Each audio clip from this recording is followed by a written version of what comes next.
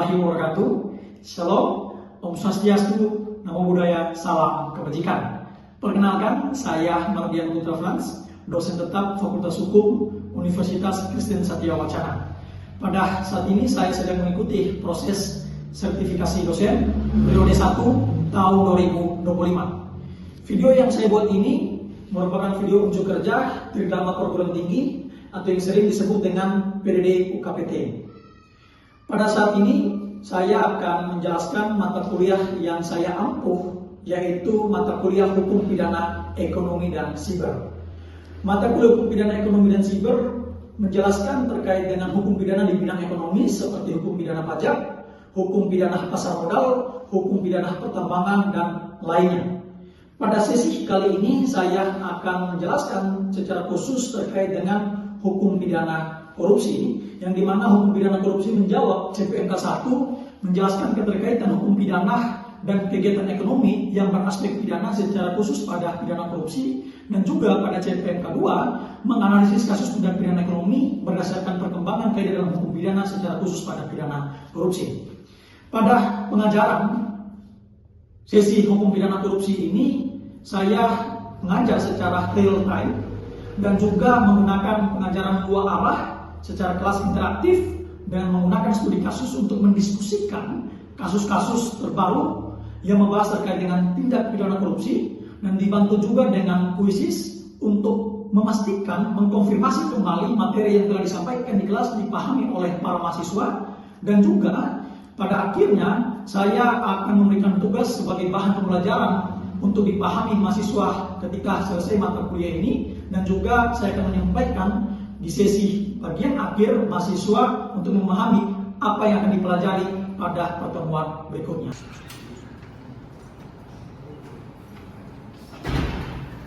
Sebagai teman-teman, gimana kabar kalian? Oke, teman-teman, bagaimana hari kalian? Baik, baik ya. Oke, teman-teman, hari ini kita akan melanjutkan materi terkait dengan hukum pidana korupsi dan pencucian uang. Kalau kemarin kita sudah membahas terkait dengan hukum pidana ekonomi, maka hari ini kita akan membahas terkait hukum pidana korupsi dan pencucian uang yang merupakan bagian daripada hukum pidana ekonomi itu sendiri. Nah, sebelum saya lanjut, saya ingin tahu nih apa yang kalian pahami di pertemuan yang minggu lalu, ya. Masih ingat teman-teman minggu lalu tentang apa? Oke.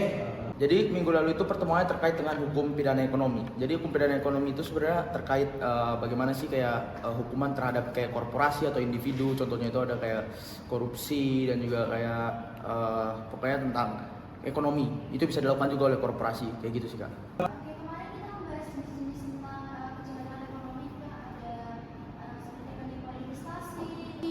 Korupsi dan lain sebagainya. Oke, kurang lebih itu ya teman-teman ya. Nah, hari ini kita akan belajar tentang hukum pidana korupsi dan pencucian uang. Teman-teman, sekilas apa yang kalian paham tentang atau pernah dengar tentang korupsi itu? Ada yang ingat kira-kira atau tahu sedikit tentang apa itu korupsi sebelum saya masuk pada penyampaian materi ini? Ada teman-teman korupsi yang kalian tahu tentang nulis tentang korupsi, misalnya apa yang diingat tentang korupsi teman-teman? Oke, silakan. Ya, menurut saya untuk tindak pidana korupsi itu menurut saya sebagai orang yang belum pernah bagian mata kuliah seperti ini Kak, hukum tindak pidana korupsi itu seperti apa ya? Seperti jadinya penggelapan uang, ya, sebenarnya kayak gitu. Tapi hampir mirip kayak gratifikasi. Oke. Kita akan masuk ya, saya akan menunjukkan data yang membahas terkait dengan pelaku korupsi sendiri.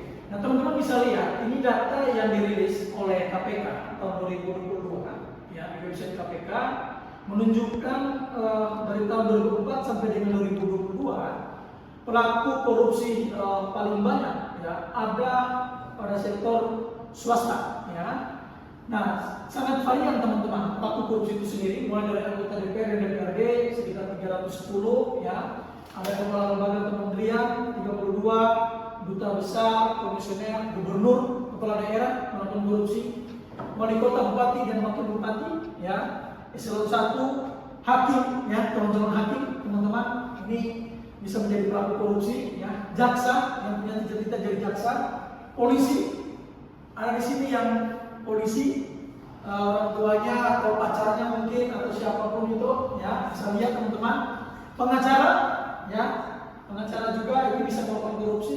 Ada korporasi ini gambaran teman-teman bahwa pelaku korupsi itu bisa dari mana saja, ya, profesinya. Yang berikutnya saya akan tunjukkan, ya, ada pelaku korupsi, ya, yang paling dominan itu di sektor politik, ya, dan juga aktor bisnis, ya, aktor politik, aktor bisnis. Siapa itu, ya, teman-teman? Kalau kita bicara soal aktor politik, bisa ada anggota DPR RI, DPRD, bupati, wali kota, ya, gubernur, ya, mereka yang jadi kepala desa misalnya, ya, itu aktor politik, ya, aktor bisnis, ya, pengusaha.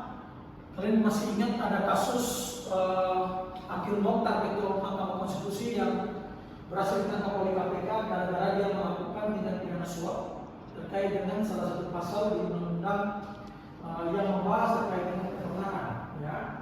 Nah, ini data yang kemudian teman-teman bisa searching nanti dari kpk.go.id, ya, pada tahun 2022. Terus yang berikutnya teman-teman, ini jenis perkara tindak pidana korupsi yang paling tinggi dari semua itu adalah tindak pidana suap. Ada sekitar 791 kasus suap, ya, paling banyak. Pengadaan barang dan jasa juga lumayan banyak teman-teman.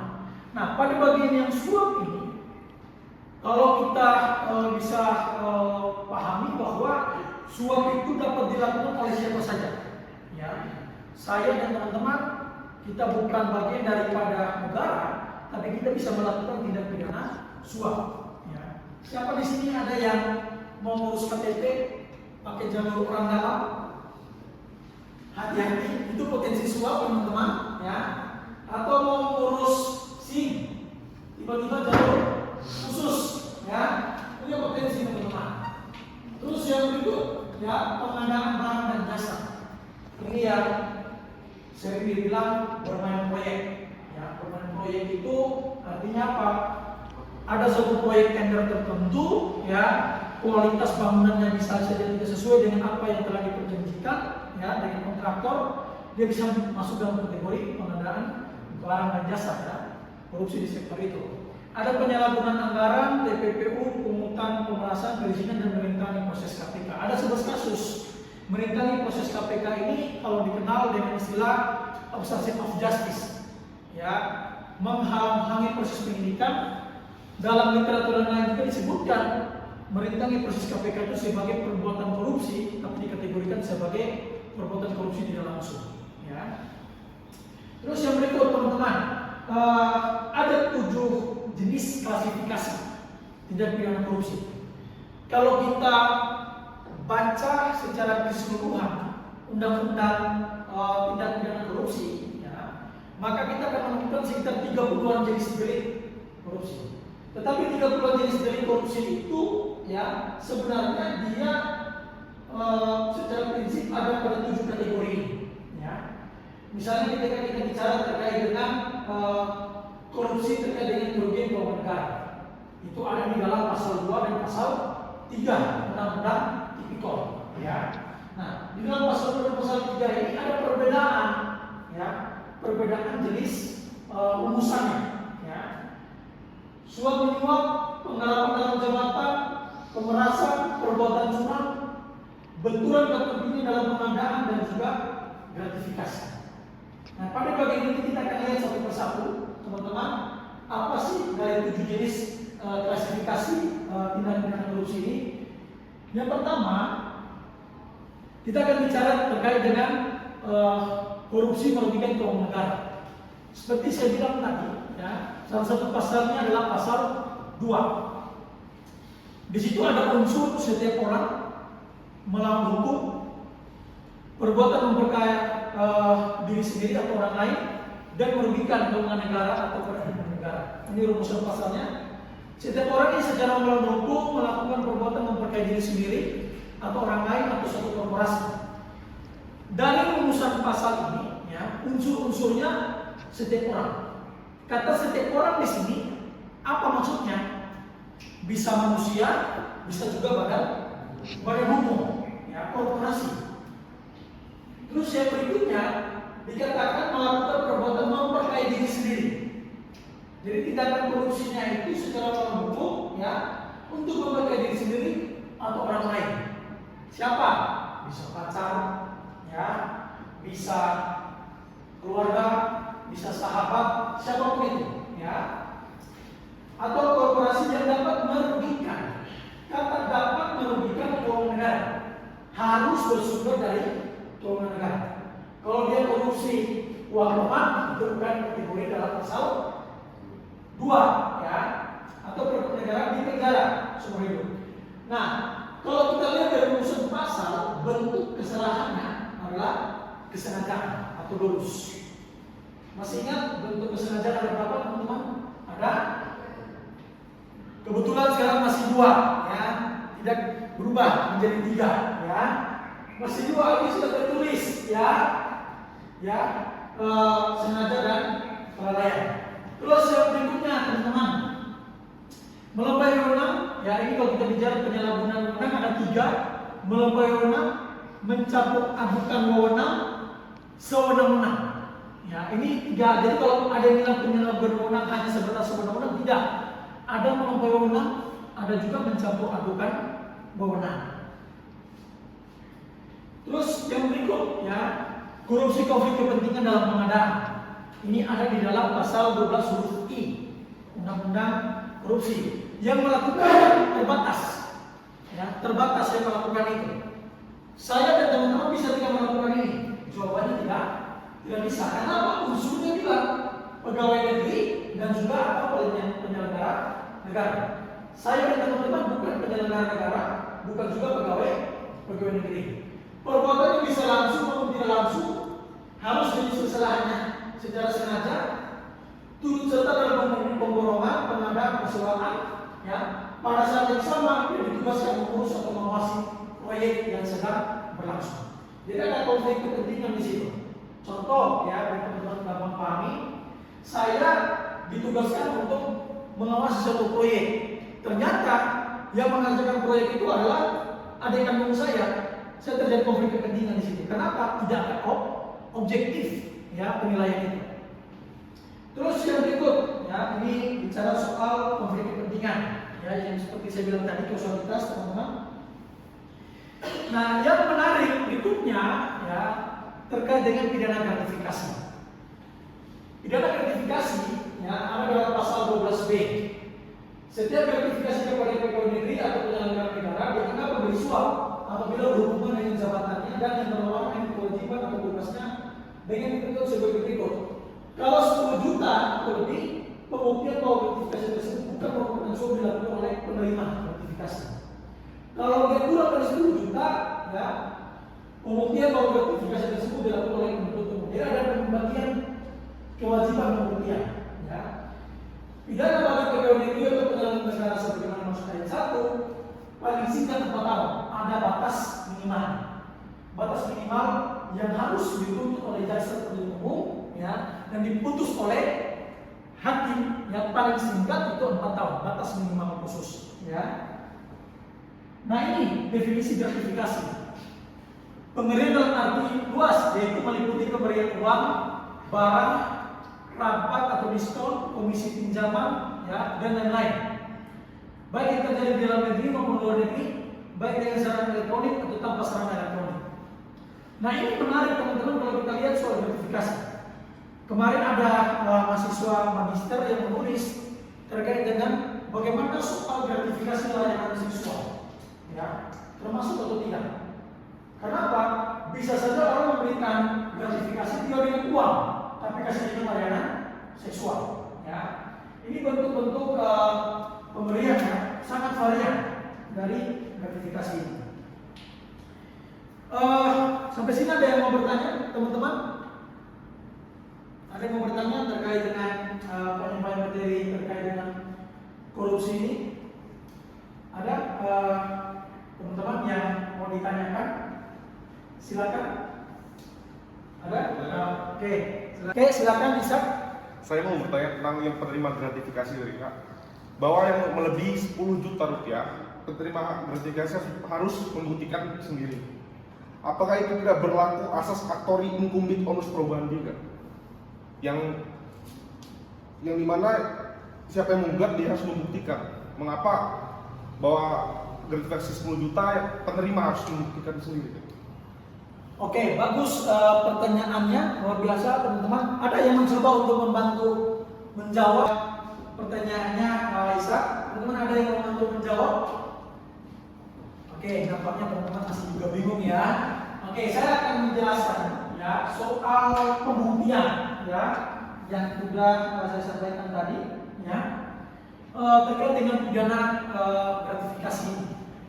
Dalam tindak pidana korupsi beban pembuktian ya kita mengenal dengan pembuktian terbatas berimbang ya pembuktian terbalik pembuktian terbalik terbatas berimbang ya jenis pembuktian ini berbeda dengan apa yang kita kenal di dalam KUHP.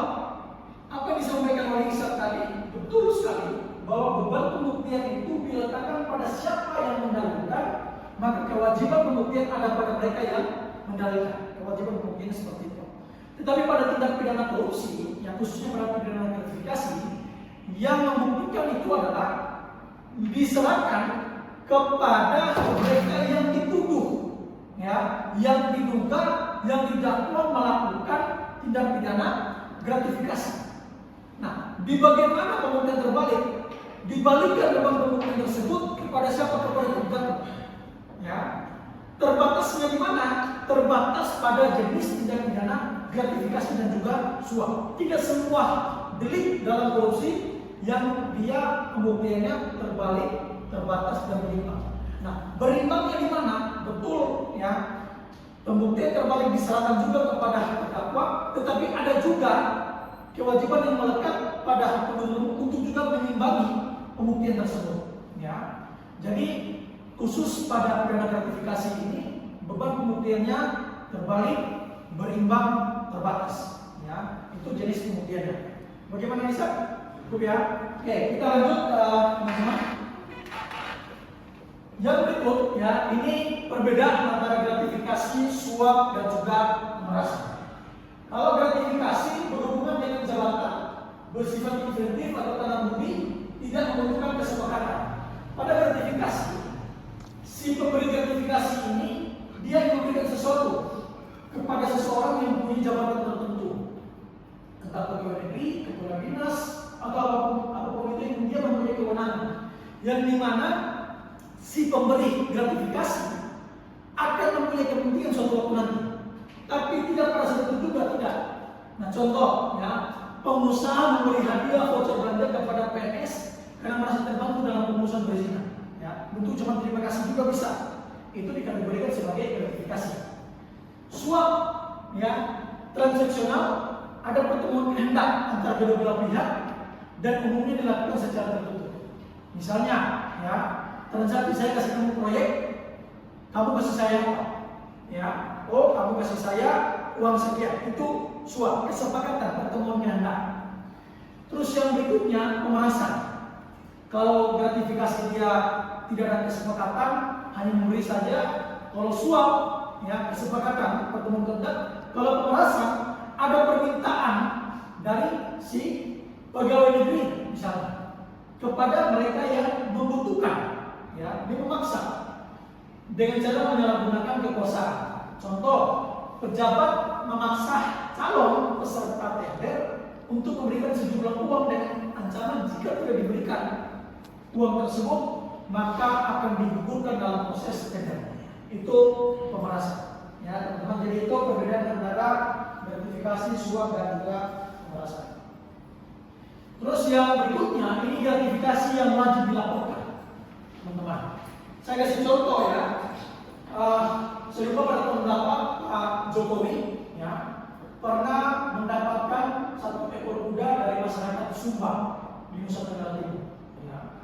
Pak Jokowi kemudian udah yang dia peroleh sebagai bentuk hadiah itu dia laporkan kepada KPK, ya, supaya apa? Pak Jokowi tidak kena gratifikasi.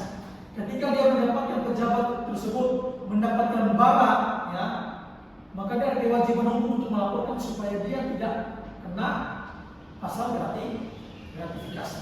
Ya. Nah, itu teman-teman beberapa materi, ya. Ini ada bicara soal kepastian, nah ini tren kondisi penegakan hukum kita, teman-teman bisa lihat, ya. Yang warna biru ada baik, sedang, ya, yang warna kuning, buruk, yang warna pink, ya. Terus berikut kepercayaan pada penegak hukum. Ini survei nasional yang dilakukan oleh Indikator pada 18 sampai dengan 24 Mei 2022. Ya, teman-teman bisa lihat, ya, ada data di sini yang paling dipercaya itu adalah TNI, ya, kemudian Presiden, baru polisi, ya. Hakim justru di bawah daripada polisian, Mahkamah Konstitusi bahkan di bawah, ya. Itu data yang dirilis oleh Indikator. Sampai di sini teman-teman ada pertanyaan yang mau didiskusikan? Silakan teman-teman yang silakan Dewi. Izin bertanya Kak, apa sih bedanya antara gratifikasi sama suap? Karena saya sendiri kurang paham. Terima kasih Kak.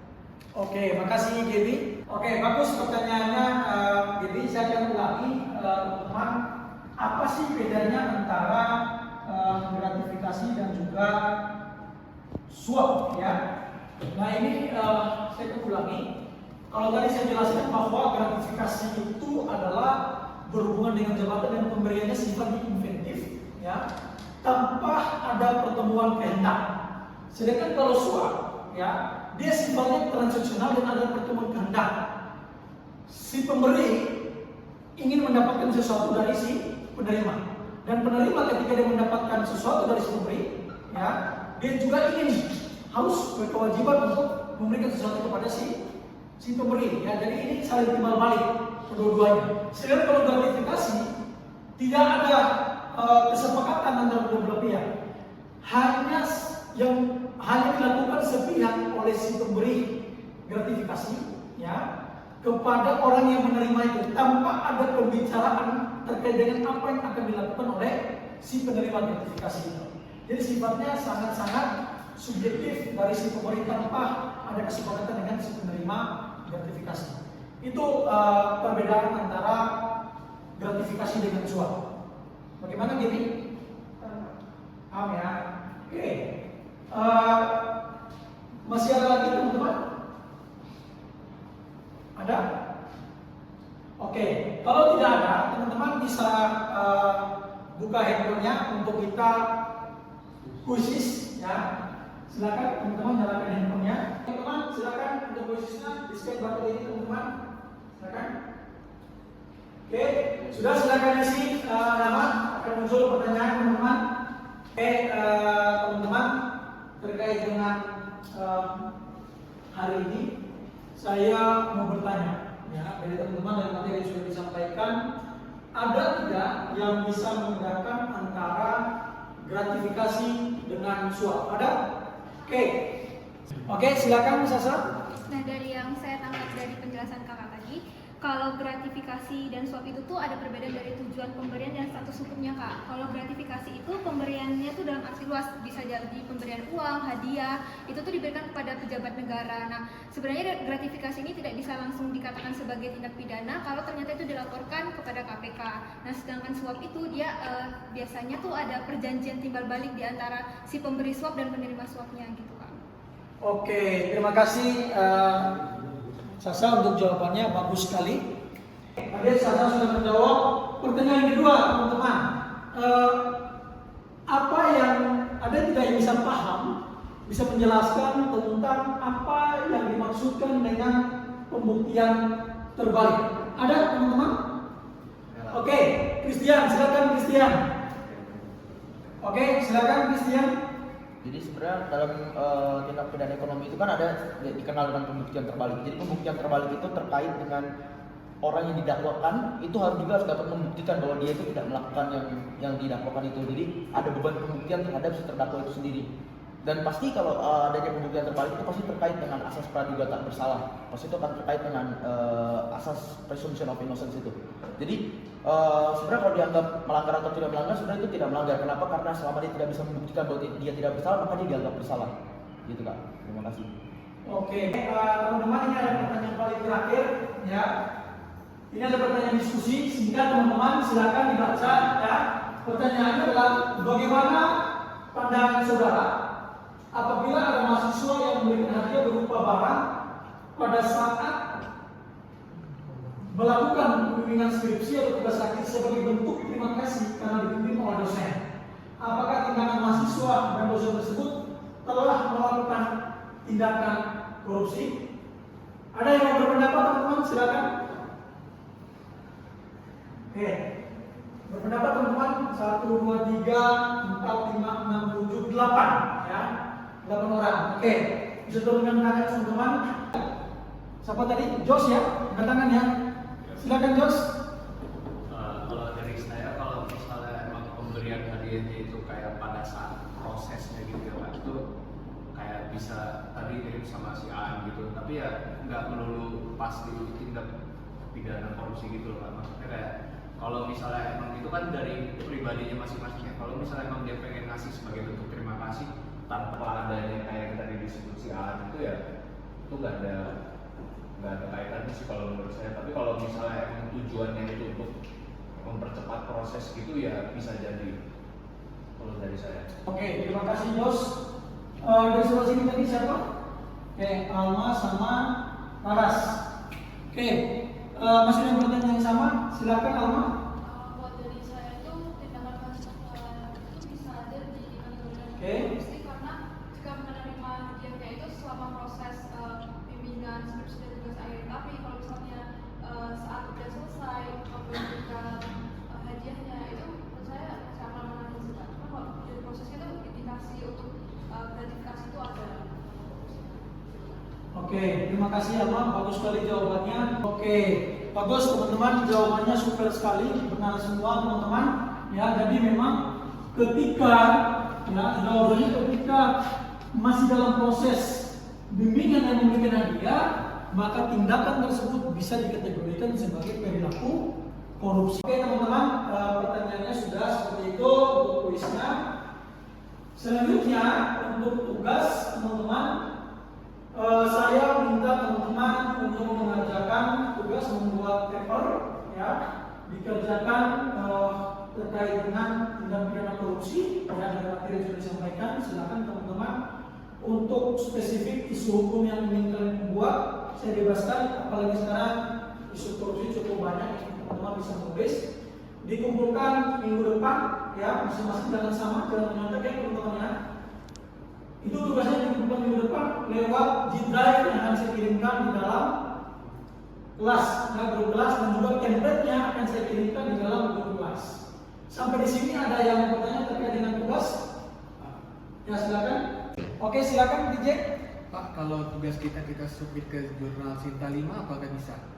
Oke, untuk tugas ini teman-teman, secara prinsip saya tidak melarang untuk teman-teman mau mengembangkan dia, ya, mau mengembangkan dia untuk di artikel terakreditasi Sinta 5 boleh, itu hak pada teman-teman. Justru saya mengapresiasi, ya. Bahkan teman-teman yang berhasil publish, ya itu mendapatkan nilai plus, ya dari tugas yang sudah dibuat dan berhasil submit dan berhasil lolos publish di jurnal terakreditasi Sinta 5.